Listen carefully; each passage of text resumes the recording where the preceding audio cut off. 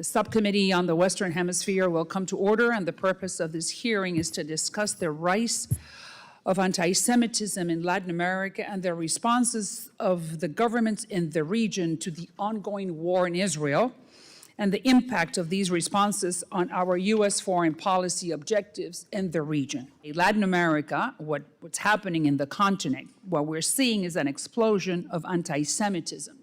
Specifically, 3 Latin American countries, Colombia, Honduras, and Chile, recalled their ambassadors to Israel shortly after Israel began defending itself.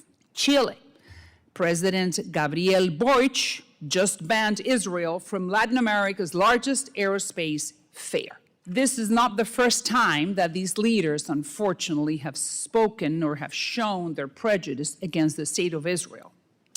Let me just give you another couple of examples. In 2019, Gabriel Boric, again, the president of Chile, returned a jar of honey the Jewish community of that country had sent to him in a gesture of friendship. And he said, "Why don't you stop stealing the land of the Arabs instead?" It is despicable, as I'm sure you agree, that the heads of state have these type of opinions. Today we have a witness from State Department who works on the issues of combating anti-Semitism globally, including Latin America.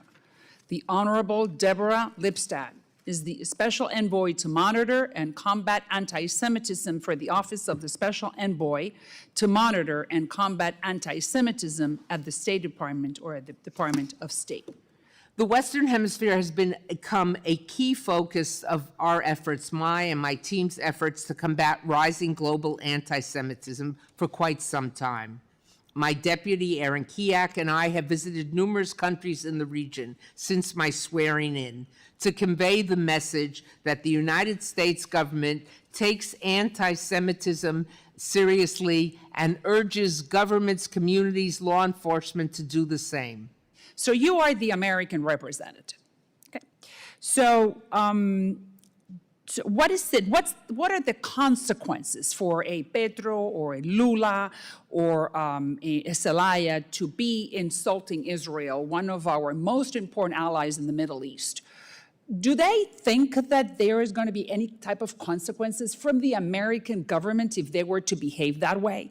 So what are the consequences coming from the United States to these countries if they continue attacking and creating this anti-Semitism situation in the countries? We continue to call them out. The further consequences, my colleagues in the State Department, I hope follow up, we expect follow up on that.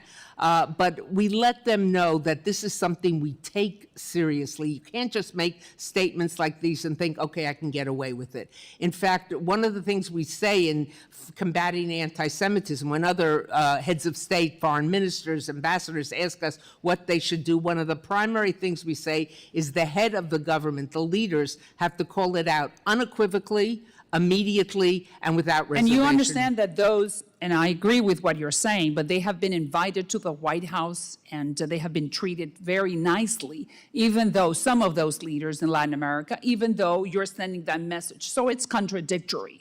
When we encounter them, especially if they have made such outrageous statements as they have made, and as you have indicated and I've indicated as well, that this is not something that we find acceptable. Many of the statements which you have referred to, which I have referred to, cross the line. Thank you. Cross the line. So then what are the consequences when you cross the line? That's what I'm saying, not just scolding you. Well, I would hope that there will be, that they will get the message that this is something, if they want to work with the United States closely, this is not something that redounds to their benefit. I want to make sure our ambassadors are not just speaking out. I want them to be forcefully screaming about this. I think they are. I think they also are meeting privately. I'll give you an example of a case I know better, Chile.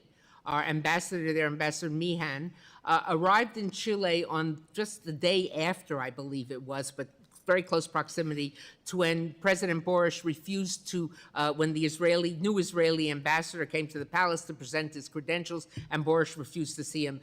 An action not just don't come now, come later, but of major political significance. Thank you, Representative. And I want to thank the ambassador for a magnificent job that you're doing.